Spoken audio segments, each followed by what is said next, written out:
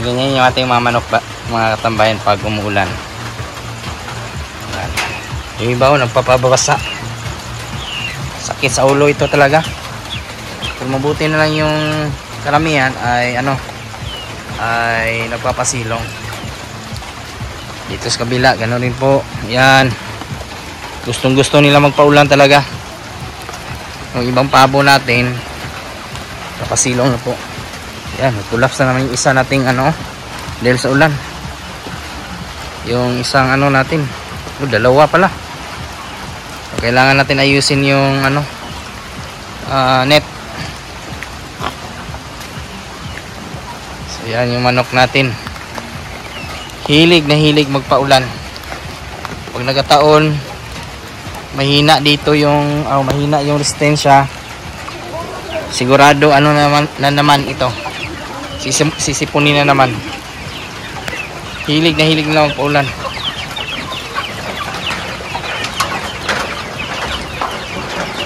Ginawan po natin for temporary lang po talaga. Yan. Resulta sa tag-ulan mga katambayan. May isa naman tayong namatay dito. Yan. Normal po yan. Sa mga heritage po ng mga alaga, hindi maiwasan na may mamamatay talaga kahit ganito na po kalaki. Kaya ako pag nagpakain ako sa tag-ulan, sinisigurado ko po na hindi sila mababasa.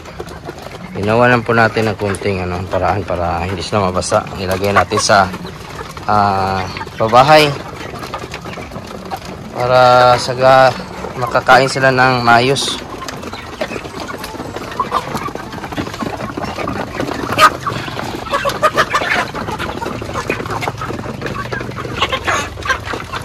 Bibigay tayo ng ngayon. Lubusan tayo ng Panamox Forte. So yung ating Panamox Caplet, ating ipulverize, pipinuhin po natin para ipainom po sa kanila pang depensa. Napino na po natin katambayan.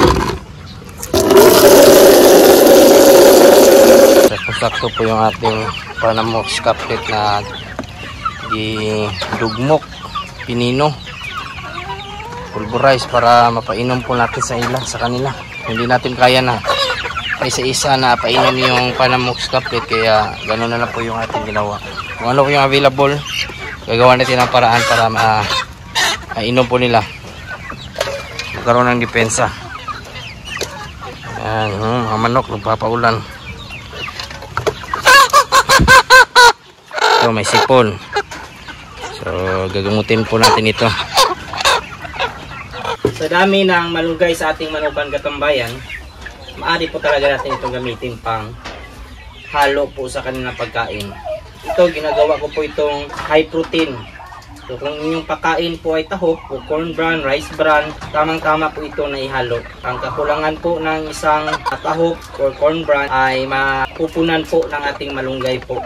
Napakayaman sa protina at sigurado po na maganda yung pagtubo ng ating mga alaga nito, lalo na po sa mga naka-range. Yun nga lang, kailangan talaga natin ito isa-isahin po, tanggalin. Ito yung ginagawa ko po sa ating mga alaga. Nakakatulong din po ito, makatipid tayo sa pagkain. So ganun dapat tayong maparaan. Pwede tayong magtanim kahit sa gilid lang po ng ating manukan. Ginagawa natin ito para at least din sa ating mga inahin ay sigurado na maganda yung pangingitlog. Kung wala tayong vitamins, dito tayo sa organic. Organic, wala kang problemahin kahit gaano karami yung ilagay nyo po. Lalo na po pag nasanay na po yung ating mga alaga ay talagang napakaganda. Sa ating ngayon, yung pakain natin ay F3 po, feeds. So yung feeds natin, hinaluan natin ito.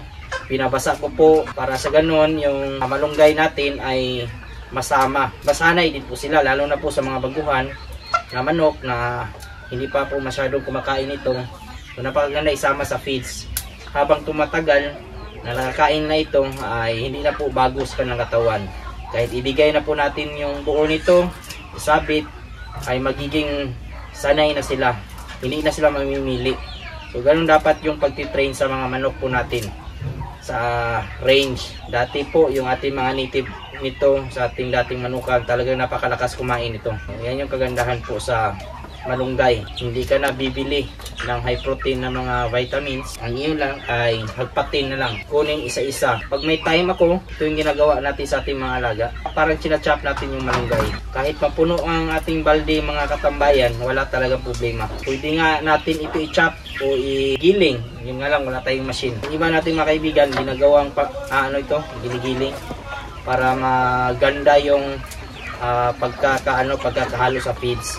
Isa din itong ingredient sa mga paghahalo ng pagkain, yung malunggay. Kahit saan tumutubo ito. Malalaki na po yung ating mga upgraded native chicken katambayan.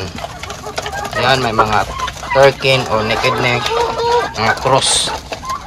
Umabot na po ng tag-1 kilo ito. Pwede na po talagang katayin. Ito yung kagandahan sa upgraded native chicken.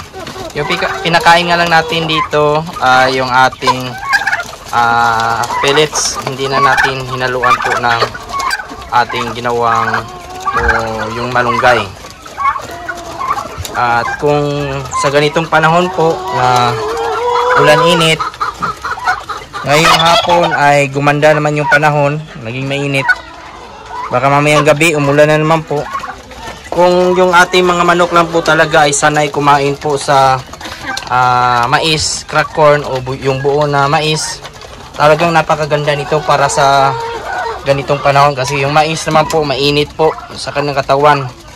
At pag gabi, kung busog sila, at least mainit yung kanyang katawan, hindi sila basta-basta malalamigan. Ito yung ating F3 katambayan, no? At ito yung malunggay natin.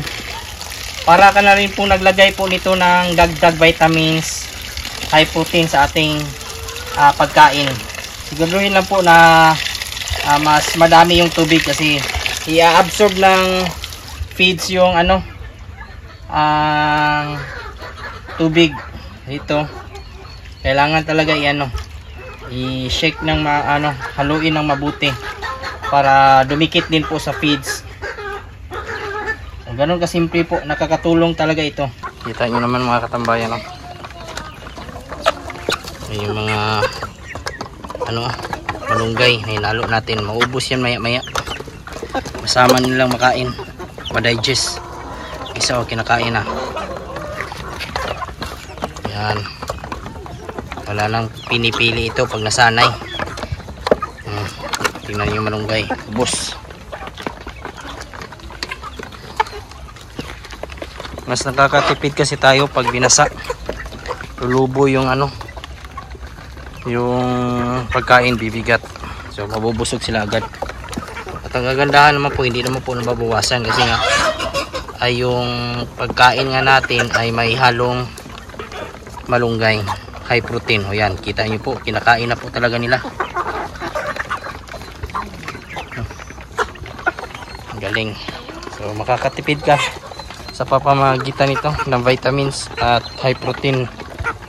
Hindi na muna kailangan bumili ng mga mamahaling feeds. Pag hinaluan mo ng malunggay.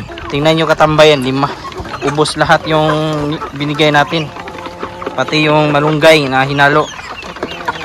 Ganun kabilis kumain yung ating mga lagaw.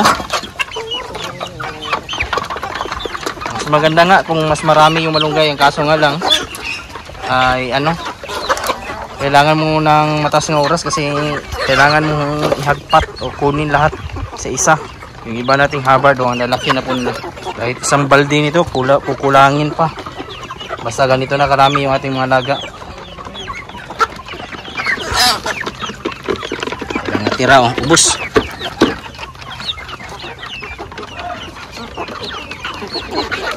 Yung ating pagkainan nasira na naman. Dito ubos na rin. Yung sa kabila gano'n rin, ubos. Kailangan balakterin natin ito kasi baka maiputan. Yan na po yung mga ganapan ngayong araw mga katambayan. At nagpapasalamat po pala ako sa mga bago po natin subscribers and viewers. Welcome po sa aking channel. At kung kayo lang po ay napadaan ngayon, sana po gusto niyo po na i-follow, i-like, subscribe. Napakarating tulong po yan. Kung may mga katanungan naman po kayo, ilagay lang po sa comment section at ating sasagutin. At huwag kalimutan i-click yung notification bell para sa mga susunod na videos. bago muna tayo magpaalam, shoutout muna natin yung ating mga kaibigan dyan na si Raimundo Arances from Jensan City, Corono Tenshi Farm, Zyron Evangelista, at sa mga nanood po dyan ngayon, shoutout po sa inyo lahat. Sa mga hindi ko naman po na shoutout, isa-shoutout ko lang kayo sa susunod. Maraming salamat, God bless, at ingat po kayo palagi. Bye-bye!